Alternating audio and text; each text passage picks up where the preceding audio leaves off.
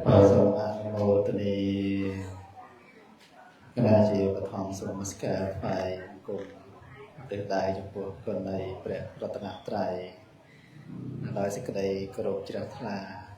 សពកាលសូមធ្វើការរាប់អានចំពោះបងគ្រូបរមបញ្ញាដោយសេចក្តីរាប់អានជាពិសេសសូមប្រាំពោចំពោះគ្រូ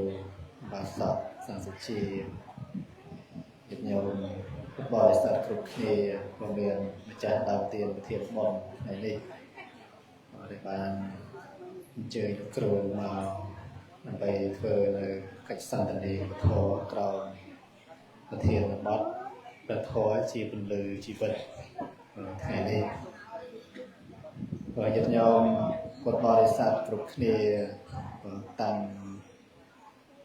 ចិត្តដើម្បីស្ដាប់នៅព្រះធម៌ក៏ដែលជាផ្លូវប្រតិបត្តិសម្រាប់ជីវិតយ៉ាងសំខាន់ដែលម្ចាស់ដើមទានប្រធានបុណ្យរៀបចំថ្ងៃនេះពន្លឺព្រះធម៌ជាពន្លឺជីវិតព្រះធម៌មានពន្លឺដែរយោព្រះធម៌មានពន្លឺចែងចាំងដែរណាចាំបានកន្លែងខ្លះដែលព្រះសម្មាសម្ពុទ្ធដែលឧបមាព្រះអង្គដូចជាដួងព្រះចន្ទ្រាញាតិញោមស្គាល់ដួងព្រះចន្ទ្រាហើយញោមគឺព្រះច័ន្ទ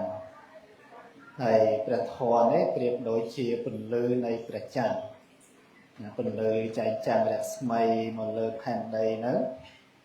ឲ្យបំបត្តិនៅភាពងងឹតគឺមោហៈអវិជ្ជានឹងឯងដោយសារពន្លឺនៃព្រះធម៌ហើយពុទ្ធបរិស័ទយើងគ្រប់គ្នាញាតិញោមទាំងអស់ដែលកំពុងរស់នៅសប្តាហ៍ថ្ងៃទាំងអស់គ្នានឹងយើងប្រៀបដូចជាមនុស្សងងឹតដើរនៅក្នុងភាពងងឹតដែលព្រះធម៌ដូចជាពន្លឺនៃព្រះច័ន្ទអញ្ចឹងដូច្នេះញាតិញោមទាំងអស់គ្នាត្រូវការពន្លឺដែរញោមត្រូវការពន្លឺជីវិតដើម្បីបានភ្លឺស្វាងចំពោះជីវិតហ្នឹងកុំឲ្យមានភាពងងឹតតទៅទៀតបើដូច្នេះក្នុងវេទិកាថ្ងៃនេះមានលោកគ្រូ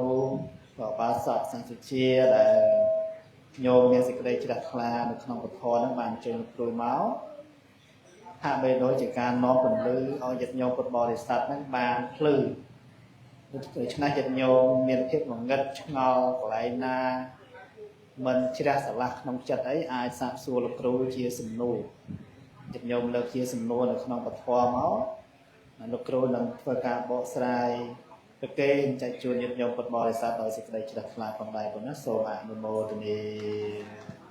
ចឹងថ្វាចូលចំណែកខាងដើមមានប្រមាណខ្លីប៉ុណ្ណាសូមអញ្ជើញលោកគ្រូផងបាទបាទជា